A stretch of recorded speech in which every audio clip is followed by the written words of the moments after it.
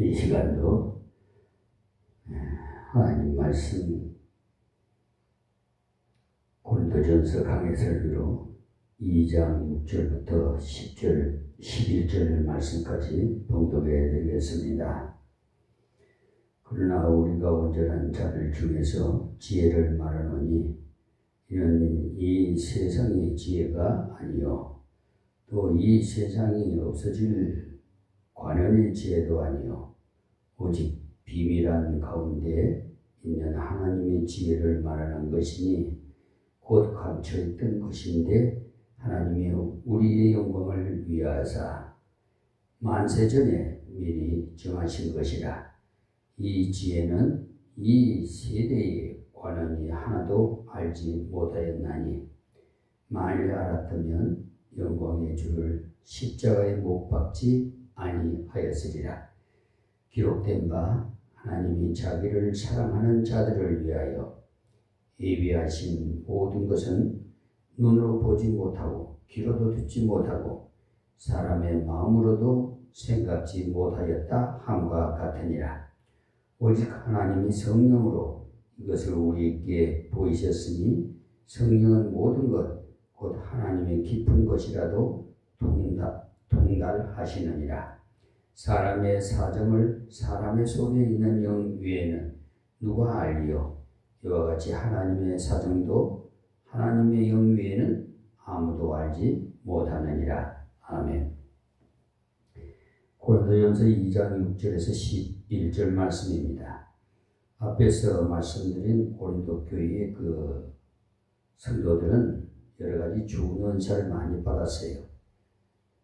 은사로 받은 은사로 교회를 봉사하고 교회도 많이 발전되고 교회 안에 분쟁이 있었는데 그 이유는 하나님 중심이 아니고 사람 중심으로 흘러갔기 때문이라고 말씀드렸어요.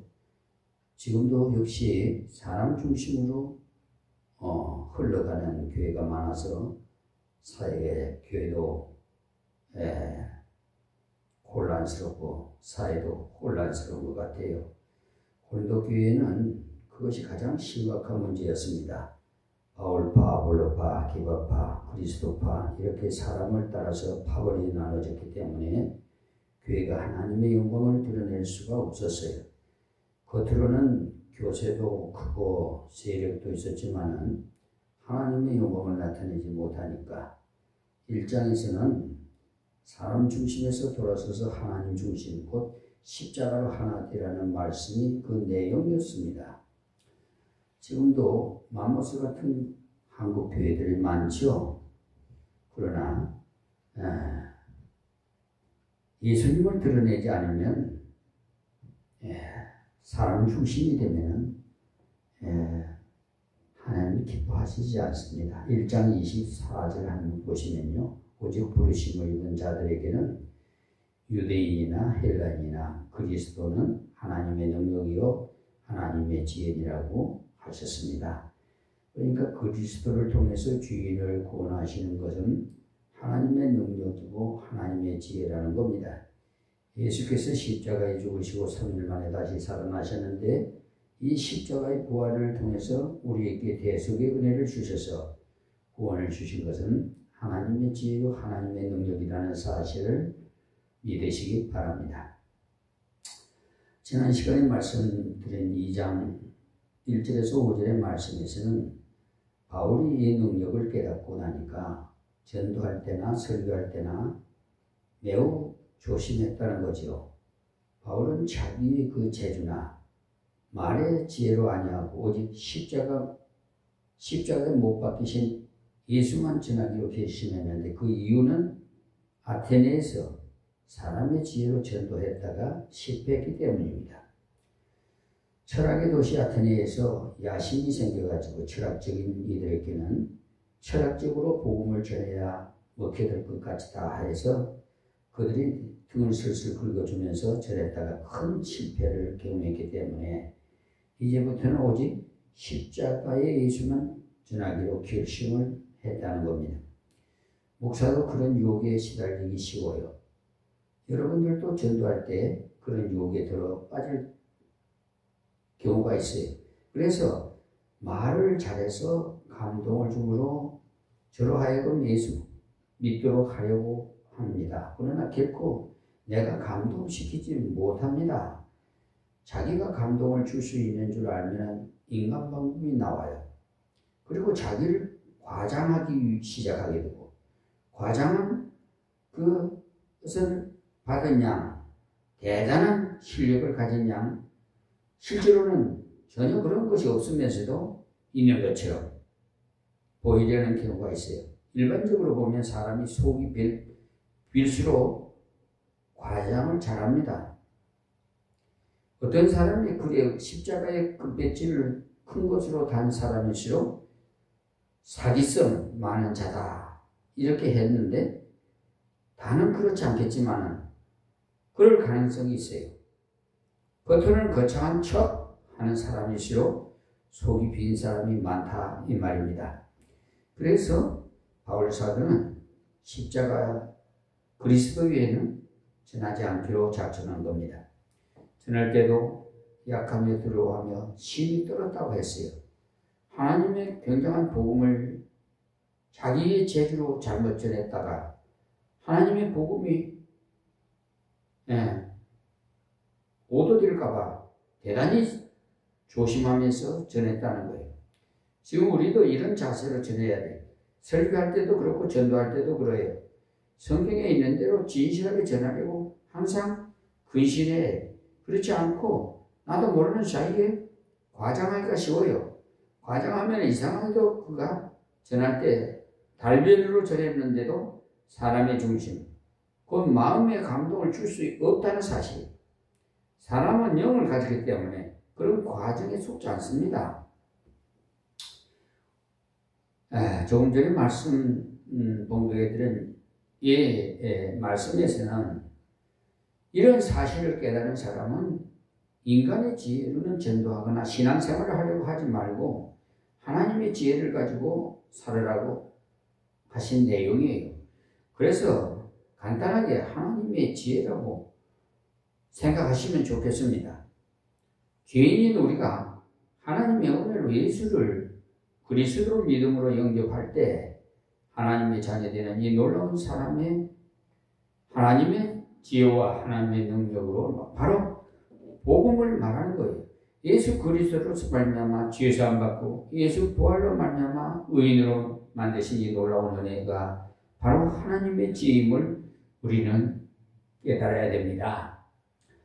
6절 말씀을 드립니다. 그러나 우리가 온전한 자들 중에 지혜를 말하노니, 이 말씀은 여기서 온전한 자라고 했으니까 완전하게 되었다는 말인가? 아닙니다. 생각하기 쉽겠습니다만은 온전 앞에 일자가 있고 성경 밑에 보시면 장성한 이라고 되어 있는데, 곧 신앙이 장성한 자를 가리켜서 온전한 자라고 하지 완벽한 사람이 되었다는 것이 아닙니다. 십자가의 원수 중에 두 가지 원수가 있는데, 하나는 율법주의, 그 율법주의로서 주의를 지킴으로 천국 가는 줄 아는 사람, 또 11조를 드리는 공로로 천국에 가는 줄 아는 사람. 주의를 지키는 것이야 좋은 겁니다만 11조를 드리는 것도 귀한 거고, 그러나 지킴으로 천국 가는 줄 알고 있다면 그것이 큰일이에요.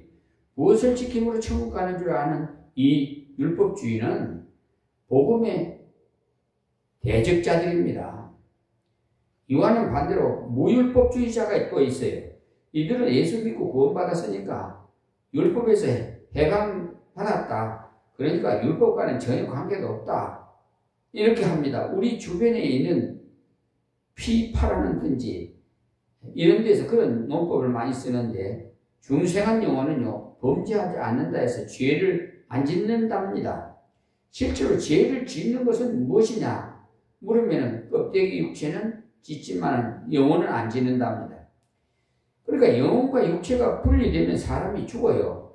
영혼 따로 육체 따로가 아니에요. 이 둘이 같이 있어야 사람인데 따로따로라면 죽은 상태인데 무슨 말을 합니까? 말도 안 되는 소리. 그런데 그런 말에 속아 넘어가요. 무율법주의가 바로 완전주의입니다. 예수를 믿고 나면 다시는 죄를 안 짓는다? 실제로 그렇다면 얼마나 좋았겠어요. 그러나 그렇지 않아요. 바울 사도같이 훌륭한 분도 날마다 나를 쳐서 복종시키느라고 고백했는데 자기가 어떻게 쳐서 안 시켜도 된단 말이겠습니까? 그들은 구원받은 하나님의 사람은 완전한 사람이라 회개가 필요 없다고 합니다. 그 말을 들으면 기분이야 좋겠지요. 그러나 사실이 아니에요. 그러니까 그런 말 속지 마세요. 여기서 온전한 자라고 한 것은 온전히 주님만 의지하는, 그래서 믿음이 자란 사람을 말하는 거예요. 우리가 성도들 사이에서 아무개 집사님 믿음이 참 좋아 이렇게 흔히 표현하는데, 믿음이 좋다는 것은 예수 믿어 천국 가는 그 믿음을 물론이고, 사실 예수 믿어서 구원받아 천국 간다는 믿음은 적은 믿음이에요. 장성한 믿음이라는 건 생활 속의 모든 것을 하나님을 의지함으로써 살아가는 것을 말합니다. 물질 문제로, 하나님을 믿음으로, 자녀 문제로 하나님께 기도함으로 무엇이든 하나님께 기도하고 의지해서 사는 그것이 믿음이 장성한 사람이에요. 믿음이 연약한 사람은 어떻습니까? 구원에 대해서는 하나님의 은혜로 천국에 이를 줄을 믿는데 생활 문제는 걱정, 염려가 떠나지 않는 사람, 그런 자를 가르쳐서 3장에 보면은 육신에 속한 자라고 되어 있어요. 그러나 육체에 속한 사람과 육신에 속한 사람은 달라요. 육에 속한 사람과 육신에 속한 사람은 예수 믿어서 구원받은 사람이고, 육에 속한 사람은 구원받지 못한 사람을 말해요. 육신에 속한 사람은 구원받은 백성임에는 불구하고 육신 따라 살아요. 세상 사람과 똑같이 살아간다 이 말이에요. 이런 사람은 날마다 걱정하며 슬퍼해요. 이것도 걱정, 저것도 걱정. 이런 사람은 갈등으로 인해서 참으로 비참합니다. 그러나 생명은 있어요. 갈등이 있다는 자체가 생명이 있다는 증거 아니겠어요? 밥을 안 먹었더니 배가 고파야지. 배가 안 고프면 문제지요. 꼬집으면 아파야지. 아무 감각이 없다면 심각할 문제가 생겨요. 병 중에 큰 병이 감각이 없는 병이니까 아픈 병은 소망이 있는 상태인 증거예요. 그러니까 죄를 짓고 나면 괴롭습니까? 살았다는 증거예요. 하나님 말씀 그대로 안 사니까 마음이 괴로워서 갈등이 생기는 것이 영적으로 살아있다는 표시입니다. 그러니 우리는 온전한 자 되기를 바라야 돼요. 즉 장성한 자가 되어야 돼요. 온전한 자 중에서 지혜가 말하노니 이는 세상의 지혜가 아니오라고 했어요. 세상의 지혜라는 것은 인간의 철학이나 인간의 과학, 소위 말하는 행위이상학, 행위화학 이런 것을 말하는데, 이런 것들을 몰라도 괜찮습니다. 세상의 지혜는 공부할수록 모르겠다는 것이 그 결론이에요. 행위상학이 그 최고가 철학인데, 철학을 한마디로 말하면 인간이 무엇이냐 그겁니다. 저는 철학을 연구해 보니까 말만 어렵도록 바꿔놓은 것이다 싶습니다. 괜히 쉬운 말을 뱅뱅 돌려서 써놓은 것이 말이에요. 많아가지고 오히려 복잡하고 골치가 아파요. 예수 믿는 사람 중에는요, 철학을 공부하는 사람이 있긴 있어야겠는데, 예수 철학, 성경 철학을 하면 쉽겠는데 그렇지 않고 사람의 머리로 사람을 알려고 하니까 자기도 자기를 다 모르게 어떻게 압니까? 행위화학 중에서 가장 중요한 것이 사람의 몸을 연구하는 의학인데, 결국은 알고 보면 인간의 의학에서는 전부가 자기를 연구하는 것이라는 거예요. 마음을 연구하는 철학이 있고 몸을 연구하는 의학이 있는데, 의학도 가만히 보면 모르겠다는 거예요. 병이 대강 5,500가지라고 하는데 그 중에 원인을 아는 것이 몇백 개라고 하든가, 그 나머지는 원인을 모른답니다. 저는 의사 선생님은 다 알고 척척 치료하는 줄 알았는데 그런 것이 아닌가 봐요. 환자에게 솔직하게 말하려면 진찰해 보니까 확실한 것을 잘 모르겠으니 며칠 치료하면서 지내봅시다. 이렇게 해야 된답니다. 그런데 보통 왜 빨리 내한테 안 왔어? 빨리 왔으면 다 나았을 텐데 이런 경우가 많아요. 그러나 그렇게 말하면 약간 무엇이 들어갔답니다. 아무리 작은 병이라도 그렇게 정확하게 잘 모른답니다. 사진을 찍어봐도 그렇고 컴퓨터로 진찰해도 완벽한 것은 아니랍니다. 컴퓨터도 사람이 만든 것이니까 어떻게 완벽하겠어요? 이 세상의 지혜가 아니오라고 했어요. 이 세상의 지혜는요, 완전한 것이 아니기 때문에 그 가르쳐 가지고는 사람의 영혼을 건질 수가 없기 때문에 그것으로 못한다는 것. 그 때문에 의학을 공부하든지 철학을 공부하든지 인간은 한계가 있다는 것을 아는 사람이 옳게 공부한 사람이에요. 즉 큰 소리 안 치는 사람이 옳게 공부한 사람이에요. 그러니까 자기가 달관의 세계로 들어갔냐 말아들으랑 저 양반 몰라도 한참 모른다고 생각하시면 틀림이 없습니다. 또 이 세상에 없어질 관원의 지혜도 아니요 했는데 이 관원의 지혜라는 것은 다스리는 사람의 지혜를 말하는데 그때 빌라도, 헤롯, 가야바 이런 사람은 다 다스리는 사람 아닙니까? 빌라도 양반도 머리 좋은 사람이 예수님을 조사해 보고는 즉각적으로 예수님이 죄 없다는 것을 알았어요. 그렇거들랑 석방하면 될 텐데 자기 인기도 보존하고 예수님도 석방하고 이 두 가지를 같이 하면 얼마나 좋았겠어요? 그런데 깨를 썼어요. 지금 정치하는 사람도 원리대로 해나가면 될 텐데 인기도 끌어가면서 원리도 맞추려고 하니까 참으로 어부질이 아유 역겨워요. 빌라도가 척 그랬고요. 그래서 죄가 많은 바라바와 예수님을 내놓고는 바라바를 내줄까 예수를 놓아줄까 물었잖아요. 자기 생각으로는 아무리 양심이 철판이라도 설마 예수를 낳으라고 하겠지 싶어서 둘 중에 선택하라고 했더니만 바로 소이다 하거든요. 그 자기 꾀에 자기가 넘어간 거예요. 세상 관원의 지혜는요, 어떻게 하면 사람들에게 잘 보일까 하는 거예요. 우리 믿는 사람은요, 관원이 되더라도 다니엘과 같이 어떻게 하면 하나님께 잘 보일까 그 자세로 걸어가면 소위 시대를 안다는 정치가 돼. 다니엘서를 한번 읽어보시면 다니엘이 고레스왕 원년까지 이르니라 했는데 그 말이 보통 말이 아닙니다. 다니엘을 포로로 잡혀갔을 때 느부갓네살 때 왕, 벨사살 왕 이어서 왕조가 바뀌도록 머물러서 정치를 했어요. 나중에 메데바사가 바벨론에 쳐들어와서 다리오 왕이 정권을 잡았는데 다니엘은 그때도 숙성되지 않고 점점 지위가 올라가요. 다니엘서 5장 31절 보세요. 세상관의 지혜대로 하면은 인기를 끌 것 같지만은 사람이 바뀌면은 역적이 되어버려요. 우리나라의 짧은 그런 50년의 근대 역사를 봐도 잘 알 수가 있잖아요. 기분 맞춰주는 사람이 아니라 정말 옳은 말을 정직하게 해줄 수 있는 사람이 필요해요. 바울은 세상에 관한 지혜 쭉 그러니까 사람의 마음을 맞추려고 말하는 것이 아니라는 것이다. 자 7절에 보면 오직이라고 했는데 성경 곳곳에 오직이란 말이 많이 나와요.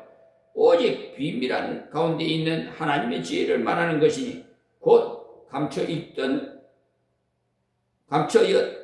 것인데 하나님이 우리의 영광을 위하여 만세전에 미리 정하신 것이라 했어요.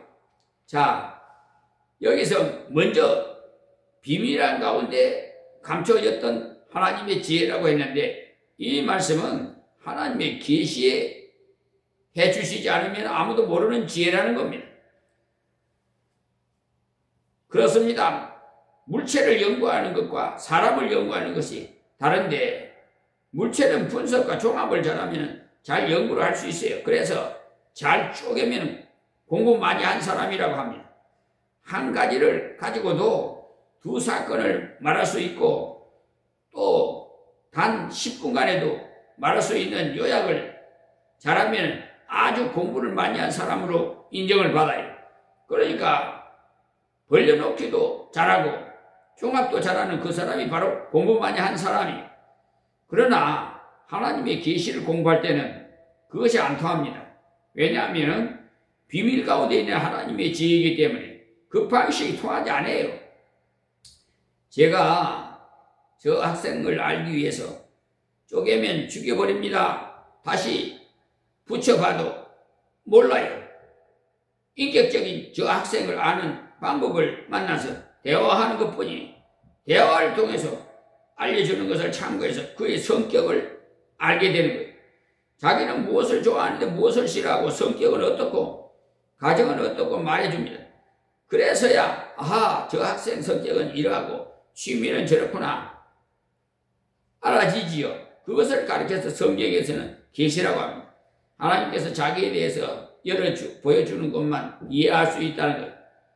비밀이란 말이 바로 보여주기 전에는 모르는 겁니다. 이 비밀을 누구에게 보여주었느냐? 마태복음 11장 25절부터 보시면은 그때 예수께서 가라사대 천지의 주제이신 아버지여 이것을 지혜롭고 슬기 있는 자에게는 숨기시고 어린 아이들에게는 나타내심을 감사하나이다 했어요. 그러니까 슬기롭고 지혜로운 자가 누구냐? 바로 바리새인과 서기관과 제사장들로서 그들은 스스로 성경을 안다, 지식이 있다고 생각합니다. 거기서 어린아이란 베드로, 야고보 이런 사람을 말하고 하나님께서 어떤 사람에게 하나님의 계시를 보여주셨다고 했습니까? 자기의 부족을 인정하는 어린아이 같은 겸손한 자에게 보여주셨어요. 27절에도 보시면 내 아버지께서는 모든 것을 내게 주셨으니 아버지 외에는 아들을 아는 자가 없고 아들과 또 아들의 소원대로 계시를 받은 자 외에는 아버지를 아는 자가 없느니라고 하셨어요. 확실히 그렇습니다. 오직 비밀한 가운데 있는 하나님의 지혜를 말하는 것이니 곧 감춰있던 것인데 하나님이 우리의 영광을 위해서 만세전에 미리 정하신 것이라. 그러니 하나님께서 성령으로 열어주시지 않으면 이 비밀을 알 수가 있는 자가 한 사람도 없어요. 그래서 칼빈주의 즉 개혁파 교회에서는 성경을 연구하는 원리를 가르쳐서 성경은 성령으로 연구해야 알 수 있다고 합니다. 성경을 연구하려면 이쪽 성경을 연구하는데 좀 희미하면 다른 성경을 비교 연구하면 된다는 말이에요. 왜냐하면 성경은 여러 번이나 같은 계시이기 때문에 그리고 성경은 성령으로 해석해라는 것인데 하나님이 영감이 없이는 옳게 깨달을 수가 없기 때문에 확실히 그러세요. 하나님이 영감 없이는 깨달을 수가 없어요. 왜냐하면 영감을 받은 자가 기록했기 때문에 그 원리가 그래요. 어떤 사람이 시를 읽어보면요. 읽으면서도 그 뜻을 환히 다 알 수 없는 경우가 많아요. 그분이 그 글을 쓴 의도를 모르기 때문에 제가 책 읽는 방법을 터득한 것이 있는데 어떤 책을 읽을 때는 그냥 읽는 것보다도 그 책을 쓴 사람의 전기부터 읽으면 잘 이해한다는 것을 터득을 했는데 만약에 칼빈 선생의 책을 읽고자 한다면 그의 전기부터 읽으십시오. 그의 히스토리를 알고 있으면 왜 이 말을 했는지 알겠군. 금방 알 수 있어요. 만약에 이수신 장군이 쓴 좋은 책이 있다면 그 책을 읽어보면 이런 상황이 되었기에 이런 말을 했구나.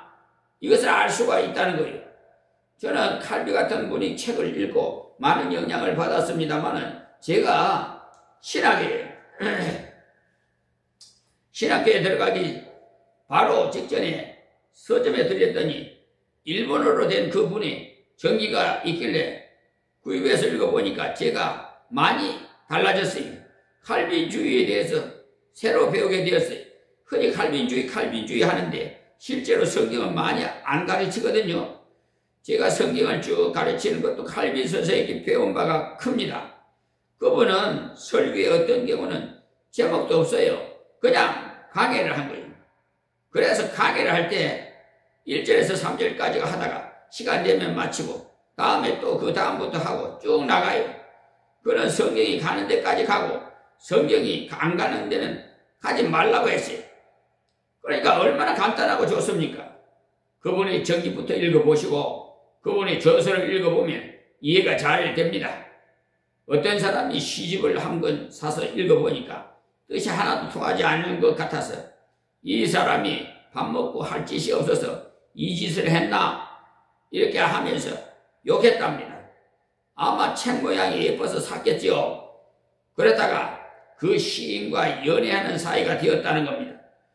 결혼한 다음에 그 시집을 읽어보니까 참 알겠더라는데 왜냐? 그 사람을 알고 나니까 그 사람이 쓴 글도 잘 알겠더라는 거예요.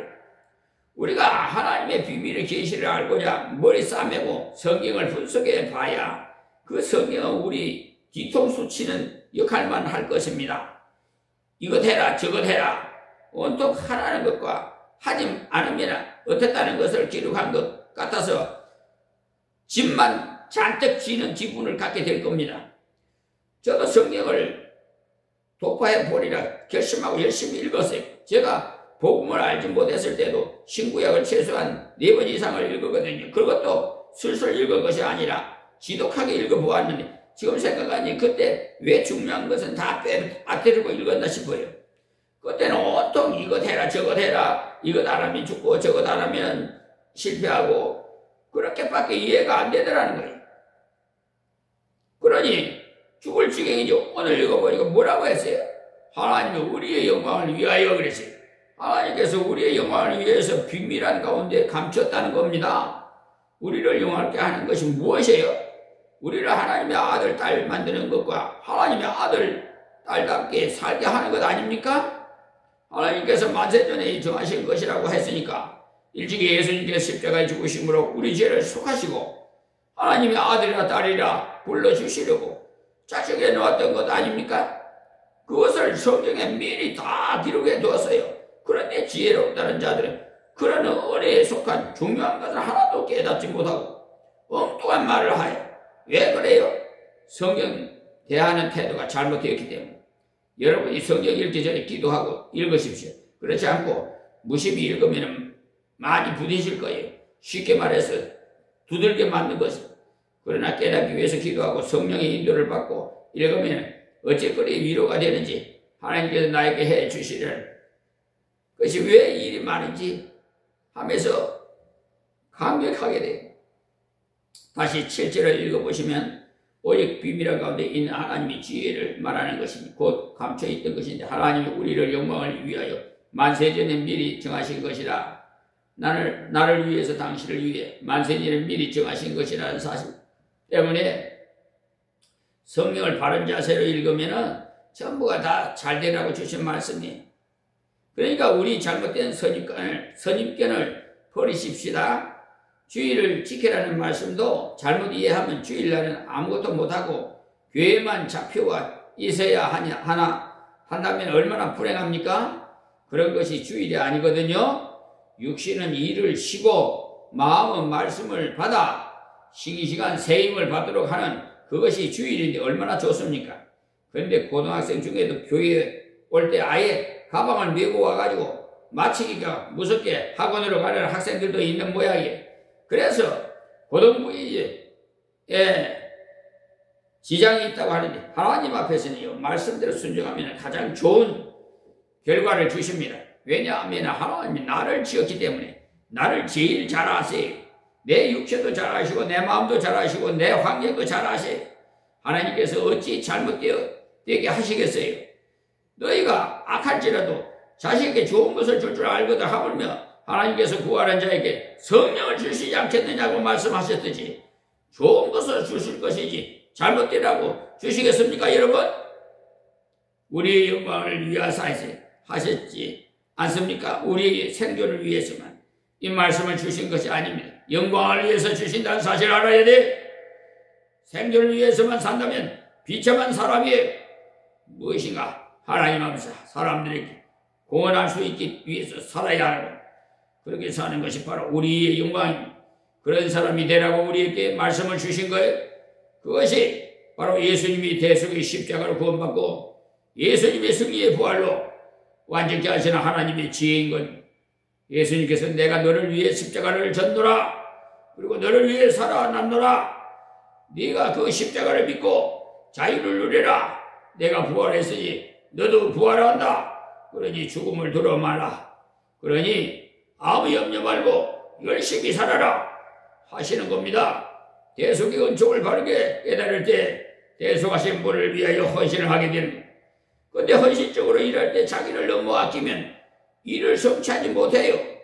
학생도 그렇고 어른도 그렇고 자기를 너무 아끼는 사람은 제대로 일을 못해. 어떤 사람에게 일을 시켰는데 몸 아끼느라고 슬근슬근 할 때 속이 어떻습니까?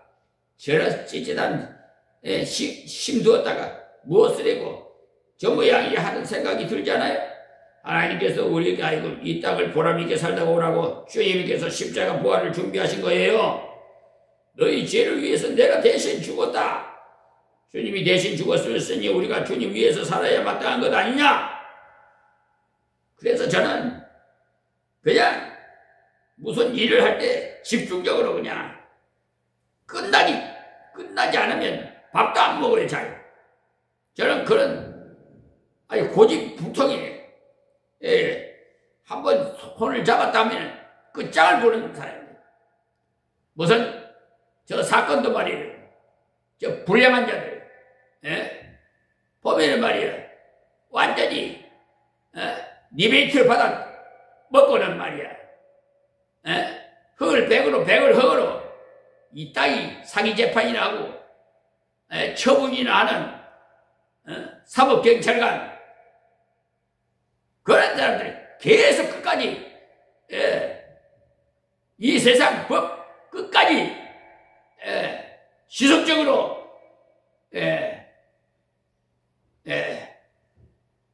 끝까지 갑니다. 어쨌든 한번 걸렸다 하면 여지 없어요. 처음에 권면할 때 좋은 말 할 때 들어야지. 안 들으면 자기에게 불이한 일이 생긴다는 걸 알아야 돼요.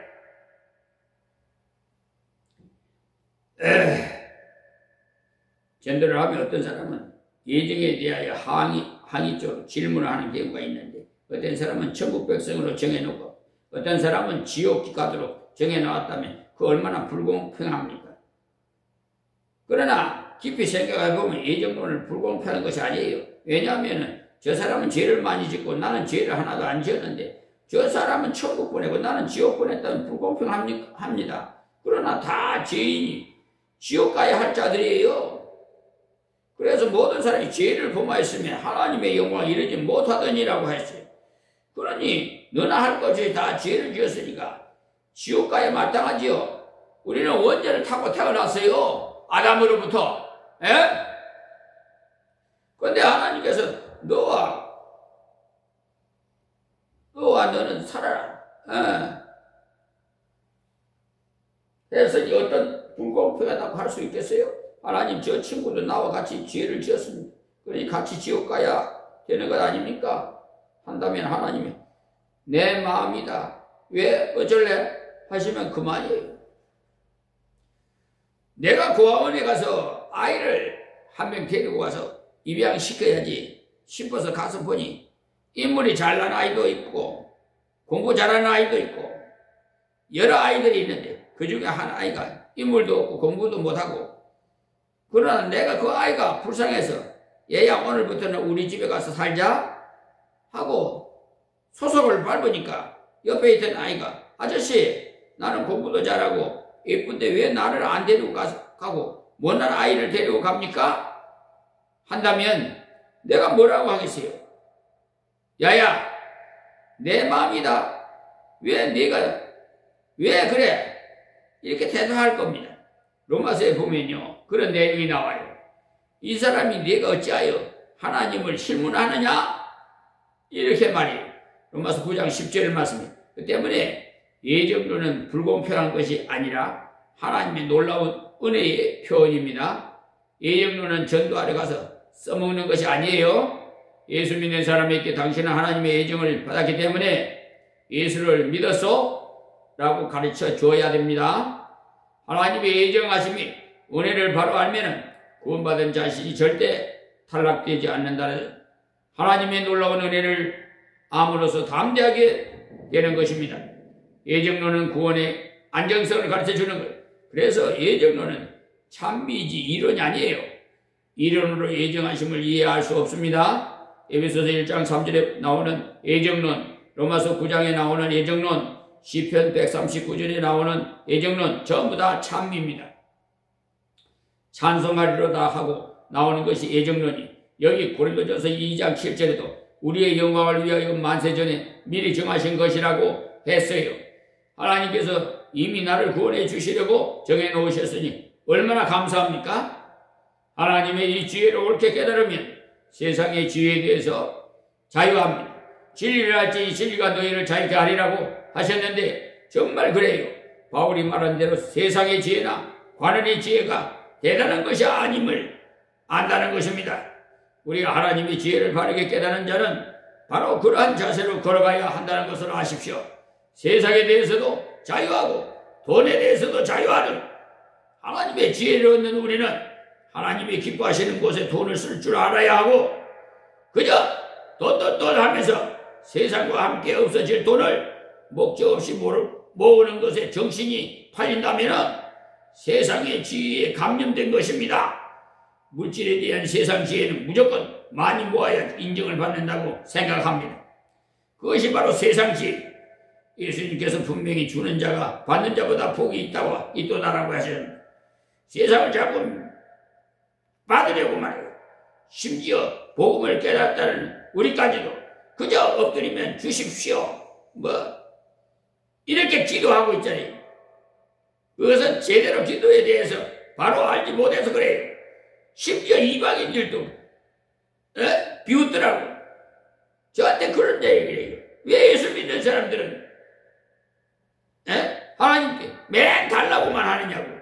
준다라는 기도는 안 하고 달라고만 한다고. 오직 하면 그런 소리를 하겠어요. 이방인들이. 좀 생각을 바꾸세요. 제대로 기도를 하려면 성령의 인도를 받아서 기도를 해야지. 뭘 이런 물질을 주시면 하나님을 위해서 쓰겠습니다. 그럼 몰라도 세상적으로 자꾸 부자가 되고 물질을 수억 가지 죽을 때 가지고 갑니까? 여러분 기도원에 가봐요. 그저 주시옵소서 하고 손을 쳐들고 땡기고 그것이 복인 줄 알고 받은 줄 아는 것이 복이고 받은 것을 줄 줄 아는 것이 복인데 참 한심하고 참담해요. 교회가 세상에서 규탄받는 이유가 성도가 세상에게 규탄받는 이유가 너무 짜서 그래요. 주기는 싫어하고 자꾸 끌어모으려고만. 그것이 세상의 지혜니 그것에서 좀 자유하십시오. 그리고 하나님이 나를 너무나 사랑하셔서 미리 다 정해놓으셨으니 감사해야지. 불평불만해. 자꾸 잘 달라고만 하고 안 주면은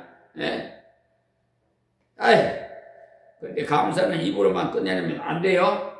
감사가 헌신으로 이어져야지. 진정한 감사가 될 수가 있어요.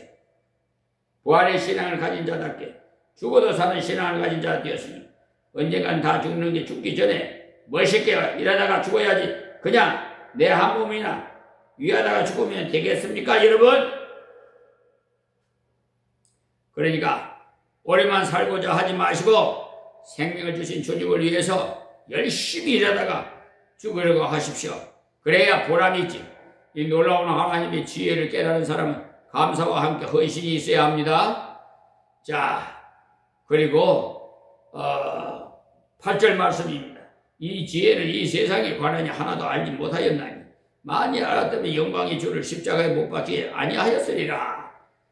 그러니까 빌라도도 하나님의 이 지혜를 알지 못했고 가야바도 몰랐고 헤롯도 몰랐어요. 그들이야말로 그 당시로는 지성이, 그 당시로는 톱 클래스의 인생들입니다. 그러나 못 깨달았어요.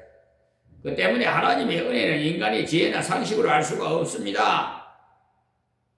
우리가 예수의 복음을 깨달은 것도 하나님의 지혜지만 말씀을 깨달아 그 말씀대로 살아가는 것도 사람의 힘으로 되는 건 결코 아니에요. 기도하고 연구할 때는 목적을 분명히 정하고 하십시오. 보여주시면 순종하겠나이다라고 고백하면 연구하십시오. 저는 성경을 계속 연구하면 깨달은 것이 읽는데 깨달은 만큼 순종해야 계속 깨달음을 더욱 주신다는 겁니다. 깨닫고도 순종하지 않으면 막혀버려요. 큰 손에는 칠지 몰라도 진정한 능력은 체험하지 못해요. 그러나 깨달은 만큼 순종하면 자꾸 더 깨달아질 뿐이 아니라 깊이 깨닫게 돼요. 옹달샘에 물을 퍼서 마시면 샘물이 자꾸 솟아오르듯이 얼마나 아느냐 보다도 얼마나 순종하느냐가 더 중요해요. 많은 들이 주님을 구주인 줄 몰랐기 때문에 예수님을 십자가에 못을 박은 것. 만약 예수님이 오신 구세주님이 말았다면 총독의 자리가 날아가더라도 예수님을 살리려고 했을 겁니다. 그러나 예수님이 선한 사람임에도 틀림없다. 그렇지만 내 목숨보다는 중요한 사람이 아니다. 시골 목수 한 사람이니까 이렇게 생각했지요. 그때 볼 때 예수님이 그냥 시골 목수에 불과했어요. 그런데 오래전에 메시아가 오시고 이렇게 된다고 이사야서에 미리 예언하셨어요. 9절은 이사야 64장 4절을 의역해서 번역한 겁니다. 9절은 다음 시간 말씀드리겠습니다. 하나님 감사합니다.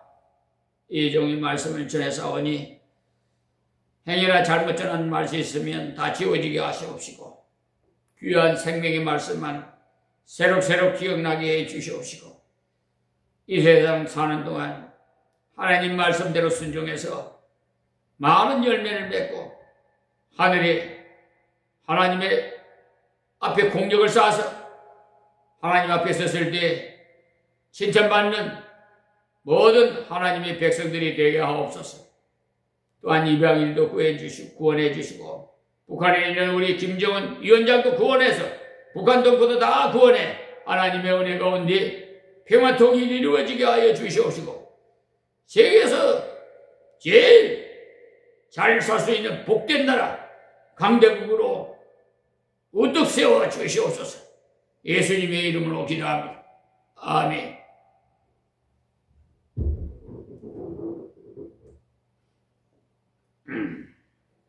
하나님 앞에 우리 찬양 드리겠습니다.